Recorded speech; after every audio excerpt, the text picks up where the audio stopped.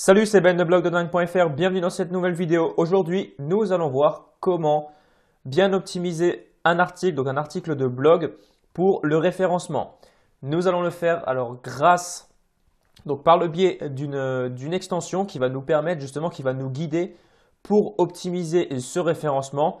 Il s'agit tout simplement de Yoast SEO. Je vous mettrai un lien de l'extension dans la description. Vous n'aurez qu'à la télécharger pour ensuite l'installer sur votre tableau de bord WordPress. Donc, commençons tout d'abord par créer un nouvel article.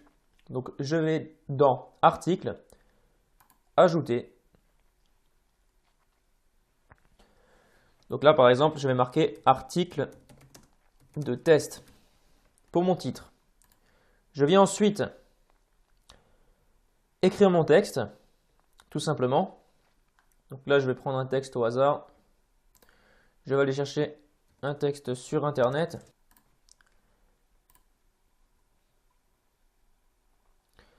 Par exemple, je vais prendre mon article ici, je vais le copier.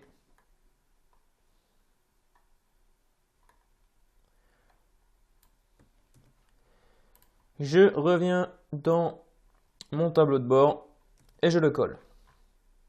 Ah mince, là par contre j'ai fait une erreur, je l'ai mis dans la partie texte. Petite erreur. Donc supprimer, je le remets dans la partie visuelle et je viens le coller sur le tableau de bord de mon blog. Donc voilà, là j'ai mon texte qui est bien écrit. Donc voilà, avec les titres, etc. Parce que là je l'ai copié directement sur mon blog. Donc c'est un texte qui existe déjà.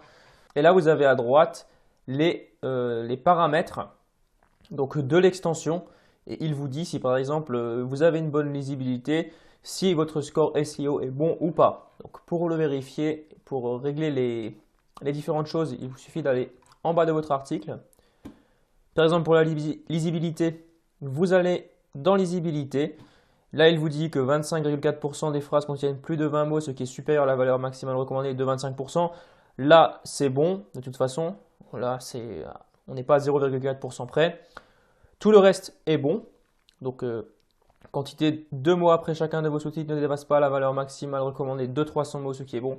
Bon, bien entendu, je vous conseille de faire des articles beaucoup plus longs que 300 mots, sinon ça ne suffira pas pour bien vous faire référencer des moteurs de recherche. Ensuite, pour le référencement, il faudra choisir un mot-clé principal.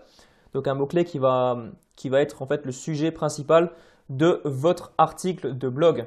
Donc là, par exemple, c'est un article sur la création d'un e-book.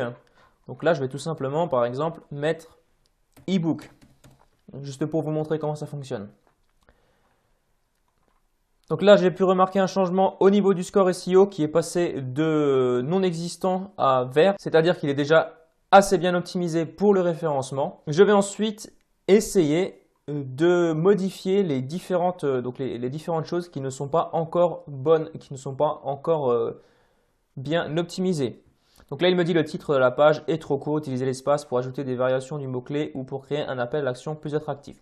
Donc là, bien entendu, j'ai mis un titre un peu bateau, vu que j'ai mis page test. Là, c'est pas génial, mais bon, là, je le laisse. Mais vous pourrez sans problème le modifier.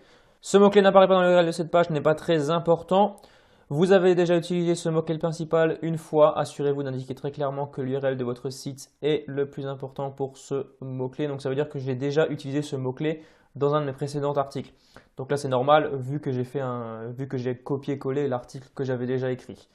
Et également pour le mot-clé. Le mot-clé principal e-book n'apparaît pas dans le titre SEO de la page. Donc là c'est tout simplement le titre. Donc si par exemple je le mets e-book, article de test e-book, vous verrez que là j'ai eu une modification, donc il n'est plus en rouge, il est en orange. Là il me dit par contre qu'il faut le mettre au début, mais bon, ce n'est pas forcément important. Aucune méta-description n'a été spécifiée. Les moteurs de recherche vont donc utiliser le contenu de la page. Ça veut dire les quelques premières lignes. En fait, qu'est-ce que la méta-description? Donc tout d'abord, c'est tout simplement lorsque vous écrivez par exemple, je vais aller sur le site, par exemple la FNAC, au hasard. Là, vous avez votre titre et là, vous avez la métadescription qui décrit rapidement de ce que vous allez voir sur cette page, donc sur votre site. Donc là, découvrez maintenant la sélection Fnac.com, livraison 24 heures ou retrait en magasin, etc. Donc ça, c'est tout simplement la métadescription que je dois renseigner et qui sera visible lorsque les internautes tomberont sur mon article. Donc là, je revais dans mon tableau de bord. Je clique sur modifier l'extrait. Là, je renseigne le titre de nouveau. Comment créer un e-book rapidement. Donc, moins d'une semaine, par exemple. Comme ceci. Donc ici, je vais remplir ma métadescription tout simplement en faisant un appel à l'action. C'est ce qui fonctionne le mieux. Donc, pour ma part, en général, j'écris « Cliquez ici pour accéder à une méthode. » Donc, par exemple, soyons fous, un révolutionnaire qui va vous permettre et d'écrire un e-book en moins d'une semaine.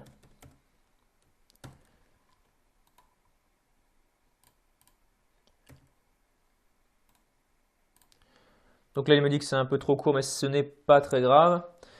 Donc voilà, c'est la métadescription typique que vous pourriez mettre sur vos articles et qui va inciter tout simplement vos lecteurs à cliquer dessus en les incitant à passer à l'action. Donc voilà pour les principaux réglages de Yoast SEO. De toute façon, c'est assez simple d'utilisation, vous n'aurez qu'à vous laisser guider. Ensuite, vous enregistrez le brouillon comme ceci.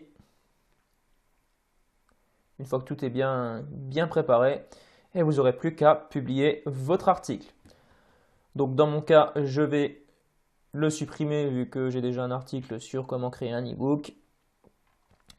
Et voilà. Donc voilà pour cette petite extension. Donc tous vos articles, vous pourrez les optimiser par rapport à un mot-clé. L'extension est totalement gratuite. Si vous voulez avoir une extension qui soit de meilleure qualité, qui propose plus de mots-clés, vous n'aurez qu'à prendre la version payante. Mais je vous conseille pour commencer la version gratuite qui suffit largement. En tout cas, je vous remercie d'avoir regardé cette vidéo. Si vous avez des questions, n'hésitez pas à me les poser, j'y répondrai avec un grand plaisir. N'hésitez pas également à vous abonner à ma chaîne si ce n'est pas encore fait, ça fait toujours plaisir. Je vous dis à très bientôt pour une prochaine vidéo. Ciao, ciao!